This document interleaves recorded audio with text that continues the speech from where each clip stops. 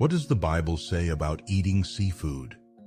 The Bible addresses the topic of eating seafood, particularly in the context of the Old Testament dietary laws given to the Israelites. According to Leviticus 11 and Deuteronomy 14, these laws distinguished between clean and unclean animals, including seafood, that the Israelites were permitted or prohibited from eating. Here are some key points. Clean seafood.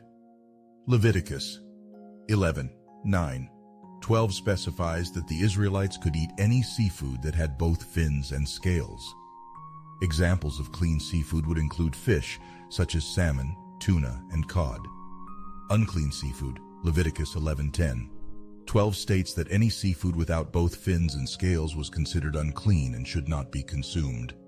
This would include shellfish, for example, shrimp, crabs, lobsters, and other aquatic creatures like squid or octopus.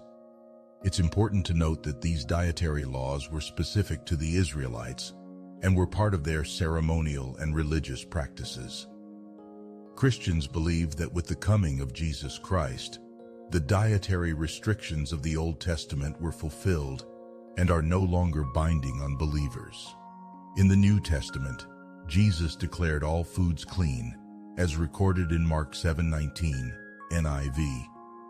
For it doesn't go into their heart but into their stomach, and then out of the body.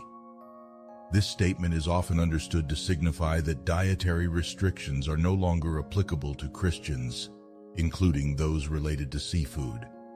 Therefore, for Christians, there are no specific biblical prohibitions against eating seafood, including shellfish, as long as it is prepared and consumed in a manner consistent with general principles of biblical morality, such as gratitude, moderation, and consideration for others.